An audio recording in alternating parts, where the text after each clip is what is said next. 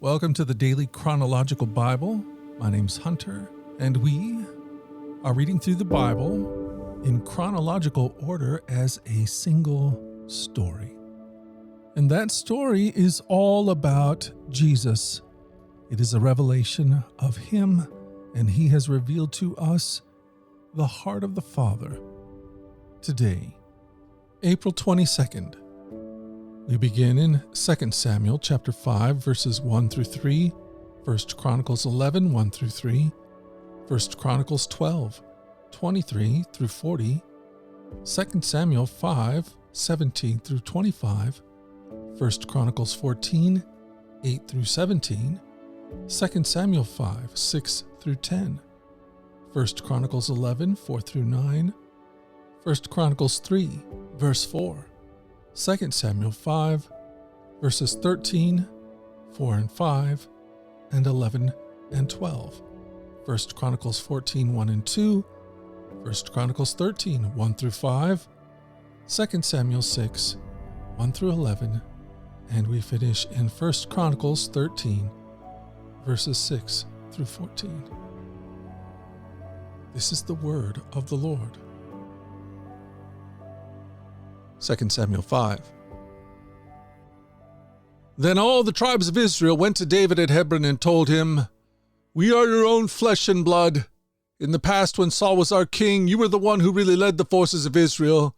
And the Lord told you, 'You will be the shepherd of my people Israel. You will be Israel's leader.' So there at Hebron, King David made a covenant between the Lord and all the elders of Israel, and they anointed him king of Israel. David was 30 years old when he began to reign, and he reigned 40 years in all. He had reigned over Judah from Hebron for 7 years and 6 months, and from Jerusalem. He reigned over all Israel and Judah for 33 years. 1 Chronicles 11. Then all Israel gathered before David at Hebron and told him, "We are your flesh and blood. In the past, even when Saul was king, you were the one who really led the forces of Israel. And the Lord your God told you, 'You would be the shepherd of my people Israel. You will be the leader of my people Israel.' So there at Hebron, David made a covenant before the Lord with all the elders of Israel, and they anointed him king of Israel, just as the Lord had promised through Samuel. They helped David chase down bands of raiders, for they were all brave and able warriors who became commanders in his army. Day after day, more men joined David until he had a great army, like the army of God. These are the numbers of armed warriors who joined David at Hebron. They were all eager to see David become king instead of Saul, just as the Lord had promised. From the tribe of Judah there were 6,800 warriors armed with shields and spears. From the tribe of Simeon there were 7,100 brave warriors. From the tribe of Levi there was 4,600 warriors. This included Joiada, leader of the family of Aaron, who had 3,700 under his command. This also included Zadok, a brave warrior, with 22 members of his family who were all officers. From the tribe of Benjamin, Saul's relatives, there were 3,000 warriors. Most of them from Benjamin had remained loyal to Saul until this time. From the tribe of Ephraim, there were 20,800 brave warriors, each highly respected in his own clan. From the tribe of Manasseh, west of the Jordan, 18,000 men were designated by name to help David become king. From the tribe of Issachar, there were 200 leaders of the tribe with their relatives. All these men understood the signs of the times and knew the best course for Israel to take. From the tribe of Zebulun, there were 50,000 skilled warriors. They were fully armed and prepared for battle and completely loyal to David. From the tribe of Naphtali, there were 1,000 officers and 37,000 warriors, armed with shields and spears. From the tribe of Dan, there were 28,000 warriors, all prepared for battle. From the tribe of Asher, there were 40,000 trained warriors, all prepared for battle. From the east side of the Jordan River, where the tribes of Reuben and Gad and the half-tribe of Manasseh lived, there were 120,000 troops armed with every kind of weapon. All these men came in battle array to Hebron with the single purpose of making David the king over all Israel. In fact, everyone in Israel agreed that David should be their king. They feasted and drank with David for 3 days, for preparation had been made by their relatives for their arrival, And people from as far away as Issachar, Zebulun, and Naphtali brought food on donkeys, camels, mules, and oxen, vast supplies of flour, fig cakes, clusters of raisins, wine, olive oil, cattle, sheep, and goats were brought to the celebration. There was great joy throughout the land of Israel. When the Philistines heard that David had been anointed king of Israel, they mobilized all their forces to capture him. But David was told they were coming, so he went into the stronghold. The Philistines arrived and spread out across the valley of Rephaim. So David asked the Lord, "Should I go out and fight the Philistines? Will you hand them over to me?" The Lord replied to David, "Yes, go ahead. I will certainly hand them over to you." So David went to Baal-perazim and defeated the Philistines there. "The Lord did it," David exclaimed. "He burst through my enemies like a raging flood." So he named that place Baal-perazim, which means the Lord who burst through. The Philistines had abandoned their idols there, so David and his men confiscated them. But after a while the Philistines returned again and spread out across the valley of Rephaim. And again, David asked the Lord what to do. "Do not attack them straight on," the Lord replied. "Instead, circle around behind and attack them near the poplar trees. When you hear a sound like marching feet in the tops of the poplar trees, be on alert. That will be the signal that the Lord is moving ahead of you to strike down the Philistine army." So David did what the Lord commanded, and he struck down the Philistines all the way from Gibeon to Gezer. When the Philistines heard that David had been anointed king over all Israel, they mobilized all their forces to capture him. But David was told they were coming, so he marched out to meet them. The Philistines arrived and made a raid in the valley of Rephaim. So David asked God, "Should I go out to fight the Philistines? Will you hand them over to me?" The Lord replied, "Yes, go ahead. I will hand them over to you." So David and his troops went out to Baal-perazim and defeated the Philistines there. "God did it," David exclaimed. "He used me to burst through my enemies like a raging flood." So they named that place Baal-perazim, which means the Lord who burst through. The Philistines had abandoned their gods there, so David gave orders to burn them. But after a while the Philistines returned and raided the valley again, and once again David asked God what to do. "Do not attack them straight on," God replied. "Instead, circle around behind and attack them near the poplar trees. When you hear a sound like marching feet in the tops of the poplar trees, go out and attack. That will be the signal that God is moving ahead of you to strike down the Philistine army." So David did what God commanded, and they struck down the Philistine army all the way from Gibeon to Gezer. So David's fame spread everywhere, and the Lord caused all the nations to fear David. 1 Chronicles 15. David now built several buildings for himself in the city of David. He also prepared a place for the ark of God and set up a special tent for it.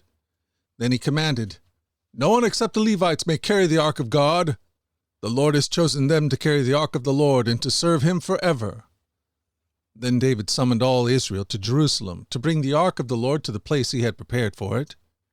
This is the number of the descendants of Aaron the priest and the Levites who were called together. From the clan of Kohath, 120, with Uriel as their leader. From the clan of Merari, 220, with Asaiah as their leader. From the clan of Gershon, 130, with Joel as their leader. From the descendants of Elizaphan, 200, with Shemaiah as their leader. From the descendants of Hebron, 80, with Eliel as their leader. From the descendants of Uzziel, 112, with Aminadab as their leader. Then David summoned the priests, Zadok and Abiathar, and these Levite leaders, Uriel, Asaiah, Joel, Shemaiah, Eliel, and Aminadab. He said to them, "You are the leaders of the Levite families. You must purify yourselves and all your fellow Levites, so you can bring the ark of the Lord, the God of Israel, to the place I have prepared for it. Because you Levites did not carry the ark the first time, the anger of the Lord our God burst out against us. We failed to ask God how to move it properly." So the priests and Levites purified themselves in order to bring the ark of the Lord, the God of Israel, to Jerusalem. Then the Levites carried the ark of God on their shoulders, with its carrying poles, just as the Lord had instructed Moses. David also ordered the Levite leaders to appoint a choir of Levites, who were singers and musicians, to sing joyful songs to the accompaniment of harps, lyres, and cymbals. So the Levites appointed Haman, son of Joel, along with his fellow Levites, Asaph, son of Berechiah, and Ethan, son of Cushiah, from the clan of Merari. The following men were chosen as their assistants: Zechariah, Jaazel, Sheremoth, Jahiel, Uni, Eliab, Benaiah, Messiah, Mattathiah, Elaphalahu, Mechaniah, and the gatekeepers Obed-Edom and Jael. The musicians Heman and Asaph and Ethan were chosen to sound the bronze cymbals. Zechariah, Aziel, Sheremoth, Jahiel, Uni, Eliab, Messiah, and Benaiah were chosen to play the harps. Mattathiah, Elaphalahu, Mechaniah, Obed-Edom, Jael, and Azariah were chosen to play the lyres. Kenaiah, the head Levite, was chosen as the choir leader because of his skill. Berechiah and Elkanah were chosen to guard the ark. Shebaniah, Jehoshaphat, Nathanael, Amasiah, Zechariah, Benaiah, and Eleazar, all of whom were priests, were chosen to blow the trumpets as they marched in front of the ark of God. Obed-Edom and Jehiah were chosen to guard the ark. Then David and the elders of Israel and the generals of the army went to the house of Obed-Edom to bring the ark of the Lord's covenant up to Jerusalem with a great celebration. And because God was clearly helping the Levites as they carried the ark of the Lord's covenant, they sacrificed 7 bulls and 7 rams. David was dressed in a robe of fine linen, as were all the Levites who carried the ark, and also the singers, and Kenaiah the choir leader. David was also wearing a priestly garment. So all Israel brought up the ark of the Lord's covenant with shouts of joy and the blowing of ram's horns and trumpets, the crashing of cymbals and loud playing on harps and lyres. But as the ark of the Lord's covenant entered the city of David, Michal, the daughter of Saul, looked down from her window. When she saw King David skipping about and laughing with joy, she was filled with contempt for him. David then led his men to Jerusalem to fight against the Jebusites, the original inhabitants of the land who were living there. The Jebusites taunted David, saying, "You'll never get in here. Even the blind and lame could keep you out." For the Jebusites thought that they were safe. But David captured the fortress of Zion, which is now called the City of David. On the day of the attack, David said to his troops, "I hate those lame and blind Jebusites. Whoever attacks them should strike by going into the city through the water tunnel." That is the origin of the saying, "The blind and lame may not enter the house." So David made the fortress his home, and he called it the City of David. He extended the city, starting at the supporting terraces and working inward.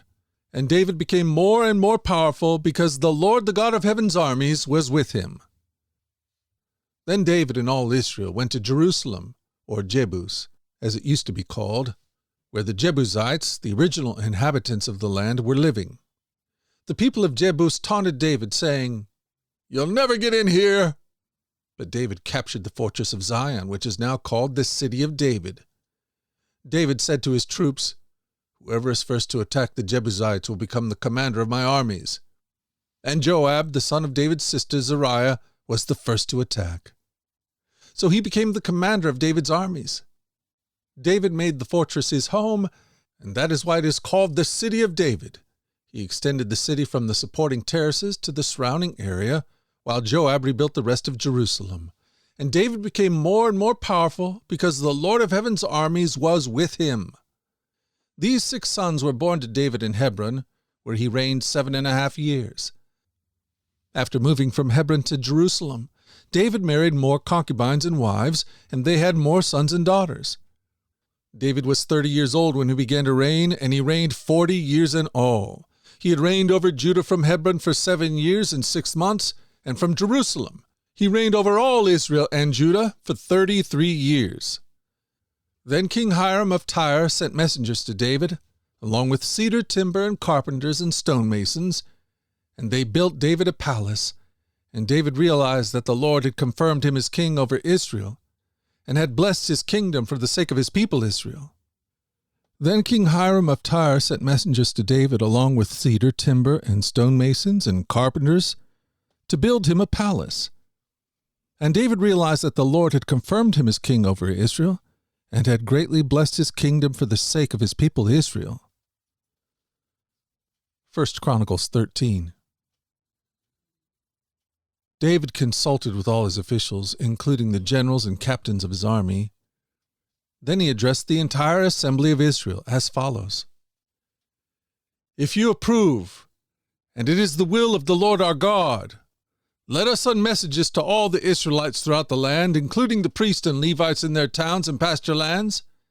Let us invite them to come and join us. It is time to bring back the ark of our God. We have neglected it during the reign of Saul. The whole assembly agreed to this, for the people could see it was the right thing to do. So David summoned all Israel, from Shihor Brook in Egypt in the south all the way to the town of Lebo-Hamath in the north, to join in bringing the ark of God from Kiriath-Jearim. 2 Samuel chapter 6. Then David again gathered all the elite troops in Israel, 30,000 in all. He led them to Baalah of Judah to bring back the ark of God, which bears the name of the Lord of heaven's armies, who is enthroned between the cherubim. They placed the ark of God on the new cart and brought it from Abinadab's house, which was on the hill. Uzzah and Ahio, Abinadab's sons, were guiding the cart that carried the ark of God. Ahio walked in front of the ark. David and all the people of Israel were celebrating before the Lord, singing songs and playing all kinds of musical instruments, lyres, harps, tambourines, castanets, and cymbals. But when they arrived at the threshing floor of Nakon, the oxen stumbled, and Uzzah reached out his hand to steady the ark of God. Then the Lord's anger was aroused against Uzzah, and God struck him dead because of this. So Uzzah died right there beside the ark of God. David was angry because the Lord's anger had burst out against Uzzah. He named that place Perez Uzzah, which means to burst out against Uzzah, as it is still called today. David was now afraid of the Lord, and he asked, "How can I ever bring the ark of the Lord back into my care?" So David decided not to move the ark of the Lord into the city of David. Instead, he took it to the house of Obed-Edom of Gath. The ark of the Lord remained there in Obed-Edom's house for 3 months, and the Lord blessed Obed-Edom and his entire household. Then David and all Israel went to Baalah of Judah, also called Kiriath-Jearim, to bring back the ark of God, which bears the name of the Lord who is enthroned between the cherubim. They placed the ark of God on a new cart and brought it from Abinadab's house. Uzzah and Ahio were guarding the cart. David and all Israel were celebrating before the Lord with all their might, singing songs and playing all kinds of musical instruments, lyres, harps, tambourines, cymbals, and trumpets. But when they arrived at the threshing floor of Nakon, the oxen stumbled, and Uzzah reached out his hand to steady the ark. Then the Lord's anger was aroused against Uzzah, and he struck him dead, because he laid his hand on the ark. So Uzzah died there in the presence of God. David was angry because the Lord's anger had burst out against Uzzah. He named the place Perez Uzzah, which means to burst out against Uzzah, as it is still called today. David was now afraid of God, and he asked, "How can I ever bring the ark of God back into my care?" So David did not move the ark into the city of David. Instead, he took it to the house of Obed-Edom of Gath. The ark of God remained there in Obed-Edom's house for 3 months, and the Lord blessed the house of Obed-Edom and everything he owned.